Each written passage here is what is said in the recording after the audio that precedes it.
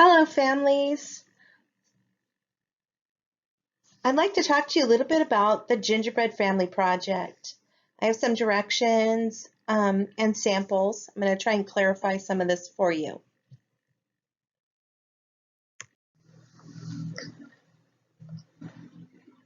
So first and foremost, this is a family project.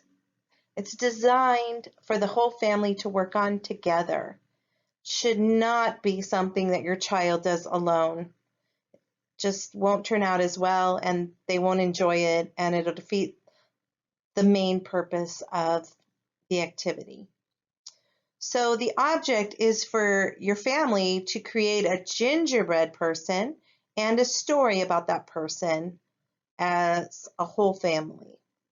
We'd like the story to be an adventure of some sort. First, we want you to discuss whether your gingerbread person is a boy or a girl, a doctor, a lawyer. What do you and your child and brothers and sisters, what do you all think this gingerbread person should be? Second, I want you to decide how you should create your gingerbread person.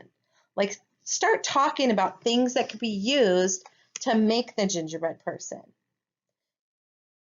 You could create clothes and a face and hair using different materials like yarn, fabric, colored paper, glitter glue, candy, etc.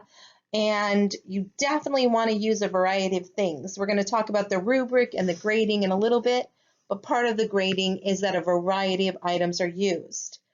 Don't have your child just grab a colored pen and color on the gingerbread person. That will really reduce their grade. Next, you want to lay out your design on the gingerbread person. Don't just start gluing things. You're teaching your child how to plan, how to make sure that they're getting what they want to get from something. So when you really want something to look good, you don't just start gluing things on. You get all of your materials, you shape it, you cut it, you make it look the way you want to, you lay it out, and then you begin gluing or sewing. You don't just do it crazy like, right? After it looks the way that you all agree it should look, it's time to glue the pieces onto the gingerbread person. So I gave you a foam template, and that's what you need to use to make your gingerbread person. Everybody has the same gingerbread. Once you've glued it, I want you to put it in a safe place to dry. If you have pets, make sure that it is safe from those pets. Put it where they can't get it. If there's a room they're not allowed to go into, put it there, put it up high. Make sure it's in a safe place. How heartbreaking would it be to have one of the animals get a hold of it and eat it up? So more of our directions. So the next step, step 6 is as a family, come up with a name for your gingerbread person. Maybe everybody comes up with different names, and you do like in class oftentimes. One of the things I'll do is when we're voting on a reward we're trying to get, we let people yell out their ideas. Then I reread all the ideas, and each person votes on 2 things. Because yeah, everybody's going to vote for their own. So everybody votes for 2 things, and then the 2 or 3 highest voted things get voted on again, and we go through and we just narrow down to the most liked one. So maybe your family could do that. You could come up with some names, and then you each vote on a couple of them, and then narrow it down to your favorite. Step 7, think of an adventure that your person can have for your story. Maybe the adventure has to do with what kind of a person you created. Maybe the adventure has to do with something you and your family have done. There's all kinds of adventures that your gingerbread person can have. I do ask that you do not use the typical gingerbread story. I'd like it to be a story that your family makes up, okay? Step 8, create your first draft. and read it aloud to your whole family. Now, parents, you or older siblings can be the writers of the first draft. That is allowed. It's just the final draft that I would like to be in your child's writing. So your first draft could be written by anyone. Make sure that you write it in a way that your child can read it. So print and do your best correct printing. For example, don't use capital letters for everything. Write the way that you know they should write for school, okay? That helps them learn. So decide what things you might want to add to make it more interesting, and be sure it has a beginning, middle, and ending. So stories should start somewhere, something exciting should happen, maybe something needs to be resolved, and then that happens, and then you have a lovely ending. Step 9, create your final draft to be sent in with your gingerbread person. If your story is 2 or 3 pages long, you might want to break up writing the final draft into several different time periods. So maybe you put a little star at where they should start writing and have them write half of a page or one whole page if they have that stamina, so that they're doing their best, neatest writing. It shouldn't be, if it's a long story, don't have them sit down and do the whole writing in one sitting, because that's a lot for a first grader. Step 10, help your first grader practice reading the story. All first graders will read their stories to their classes, and they'll show their gingerbread person that they created with their families. So really important that you help them practice reading the story. And we've been learning in reading about using expression. So if there's an exclamation mark, it should sound exciting. If there's a question, they should do like a question voice. Like, I don't know, what do you want to do? I want to eat pizza. So help them make it as exciting as what your family designed. Help them practice. They should practice several times before the due date. On the due date, we will start having kids share their stories and their gingerbread people on teams. You will turn it all in, including the gingerbread person, for grades and for us to see. And then we will be returning it all to you. Don't worry about that. You will get them back. I know that this turns out to be one of the favorite activities for the year for most families, and they enjoy getting that back. So we will get it back to you. So we again want you to know that we appreciate your supporting your first grader in his or her learning, and that we as teachers appreciate what you do to help make school more fun. And this is definitely one of those things that makes school more fun, and it allows them to get a good writing grade and presentation speech grade. So next, let's talk a little bit about the scoring rubric. So we have an area called creativity.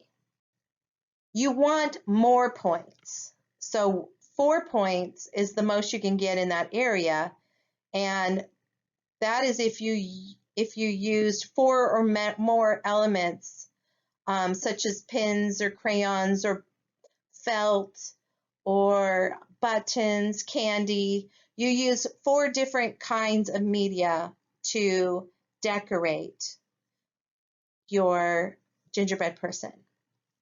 And if you only use one, for instance, the child that just used a crayon and colored on the gingerbread person, that child only got 1 out of 4 points. That's 25%. That's not real great. So we want to find several things. Be creative. You guys, the kids have great imaginations, and I'm pretty sure they learned about that from you, right? You can help them with this. Craftsmanship. To get a 4, the gingerbread person showed that the creators took great pride in their work. The design and construction looked to have been very carefully created. On the other end of the spectrum, a 1 would be that the design and construction looked to have been hurriedly created. For instance, the one that was just done with a crayon.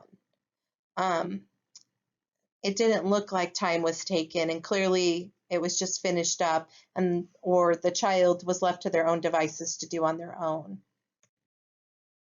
Details. So on the gingerbread person, the details are all easily viewed and identifiable from across the classroom.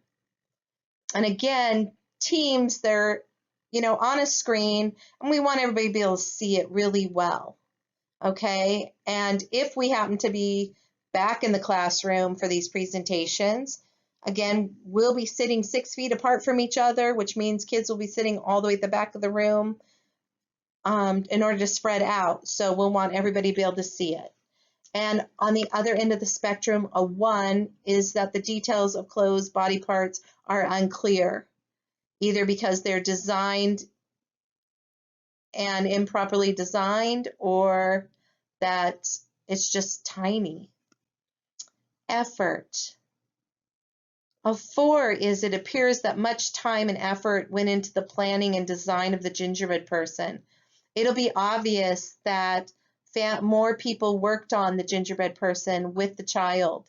It wasn't done only by the child. And on the other end of the spectrum, an effort that would deserve a 1 is it appears that minimal time and effort went into the planning and design of the gingerbread person. And then finally, we have working with family. So for a 4, it should be clear that the student worked at home with his or her family, and that many aspects show a good deal of parent involvement and structure. I can tell when a child does it all on their own and when they have the help that they've been asking for and need. And a 1 would be, it seems as though the student might have worked independently. Altogether, they could earn up to 20 points on the gingerbread person. So just on the gingerbread alone, they could get 20 points if they got 4 in all 5 categories. Here's some examples. So you do not have to decorate the back of the gingerbread person, but in some of the past years, I've had a few that did. So I've got a couple of those examples in here because they kind of went a little above and beyond. This is a knight. This is a knight, and let me show you the story that goes with this. Look at that. So a lot of foam and stickers and some coloring, and here's some felt. This is some green paper back here. Here's the felt cape that we can see on the front. Okay, let's look at the story. I've got several stories to show different levels of writing abilities. Okay, so once upon a time, there was a boy named Hero that wanted a big family, but his family had died a long time ago. One day, he decided to join the army, and he was very good at fighting, so they made him a knight. Now, there was more to this story, but I didn't want to put all the pieces in here and make this take forever. Here is Ayla walking on the sidewalk. She had a beautiful dress and a pretty jacket and pretty earrings. She saw a pretty blue flower. It smelled great. She played in the grass. She ran in a circle. She played in the something, I'm not sure what that word is. She kicked the ball, and she read a book. It was nighttime. And then when you turn over the page, you find out what happened. But you'll never know. Sorry. This is Aaliyah. See, they've used a little ribbon. There's some cotton for the hair. They put some little gems for earrings. There's a little bit of thread that they wrapped around to make a bracelet. Here's some ribbon and a little button. They use some ink to make the shoes.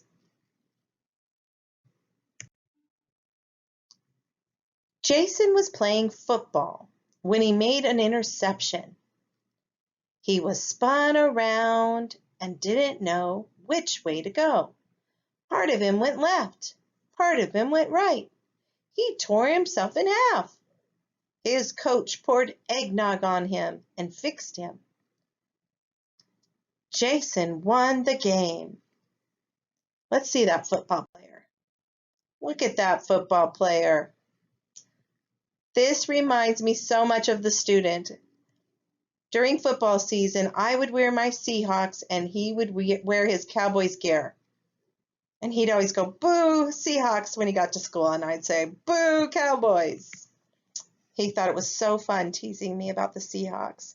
All right. Meet Jeffrey, the mountain climber. Jeffrey went to the mountains to find a crystal.